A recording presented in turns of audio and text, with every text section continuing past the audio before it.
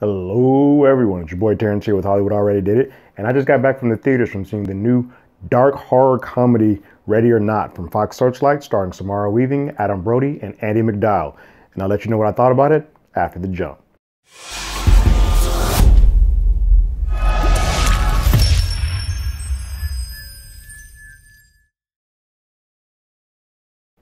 So real quick before we get started, make sure you like and share the video, let all your friends know about it, ring that bell below. First 500 folks that become subscribers to the channel, I'm going to give somebody something nice for hanging around, letting everybody know about the place. Now, if you don't know, Ready or Not is a movie from Fox Searchlight. It's about a young lady named Grace who gets married into this family. And inside of the family, there is a game that takes place after everyone is married or added to the family that they have to play. It just happens to be a deadly game of hide and seek that takes place. And comedy ensues and all that good stuff. If you've seen the trailer, you kind of know what you're getting into. I don't want to spoil it for anybody.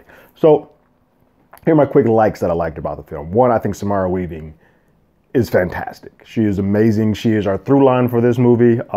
She gives facial reactions, just small laughs, snorts at moments that I think the audience is expecting to have. She is our conduit, so she responds how I think some of the audience members are responding. She also gets tough at moments. She also gets scared at moments. She is the perfect up and down heroine that I think this type of movie needs, and I don't think this movie works off of her back, but also works off of two other character actors. I think the one person that I did not think I would like going into it was Brody, and I personally feel that Brody, aside from Samara, steals the show. Brody is fantastic in this. I won't get into it, but he has a good dichotomy and character building that, from the way that the movie starts,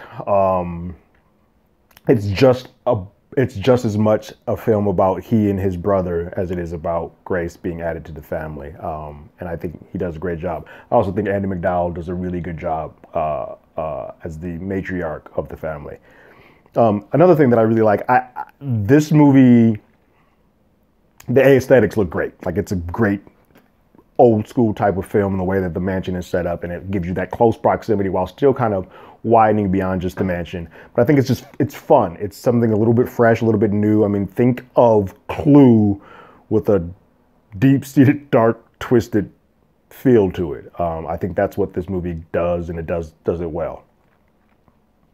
Here's some things that I don't like about the film, and it's not many. One of them, I think this is a movie that unfortunately gets done a disservice by the trailers. There are some twists and some pop moments that happen in the movie that, had I never seen a trailer, would have worked a lot better for me. And it's clear that some people either didn't see a trailer or didn't bother them, because my audience did laugh at the points that I'm speaking of that were spoiled in the trailer.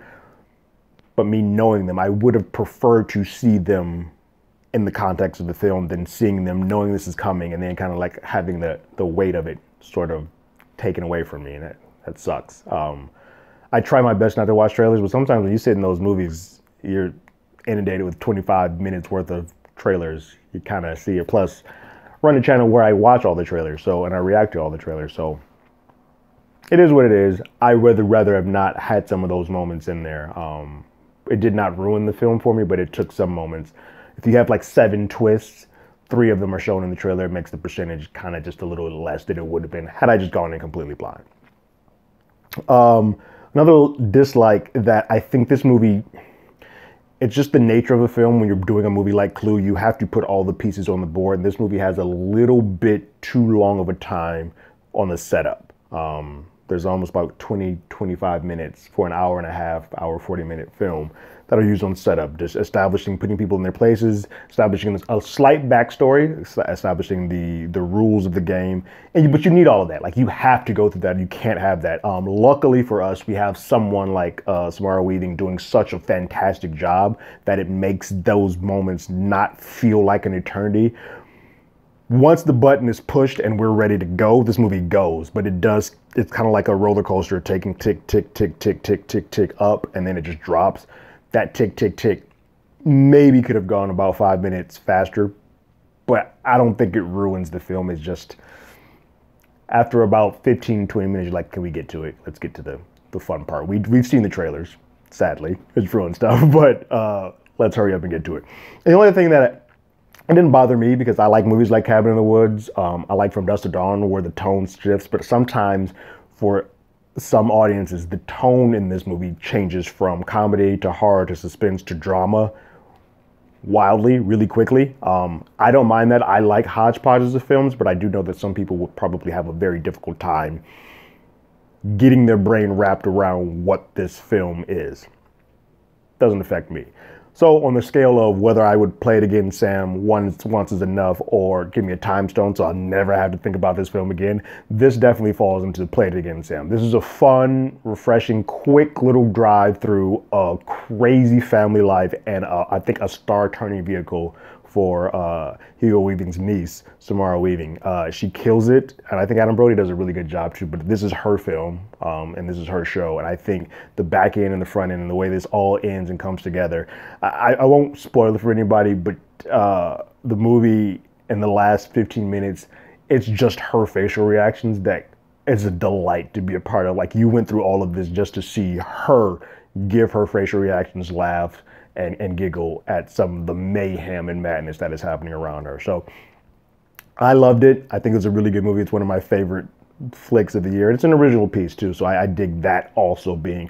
I'm not exactly sure why. I think it's the number of theaters played is how AMC is doing it, but it's under their Artisan brand.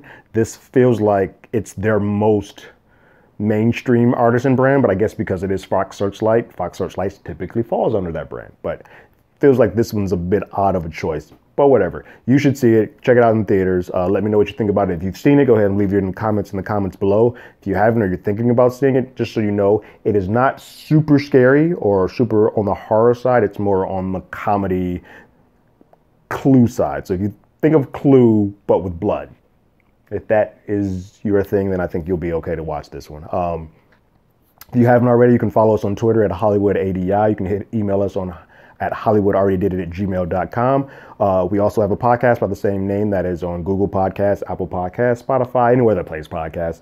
We're there. Last episode, we talked about scary stories to tell in the dark. And this episode, we're going to be talking about the Olympus Has Fallen trilogy, because it's a trilogy for reasons. But that's it. I got my ticket. You got yours?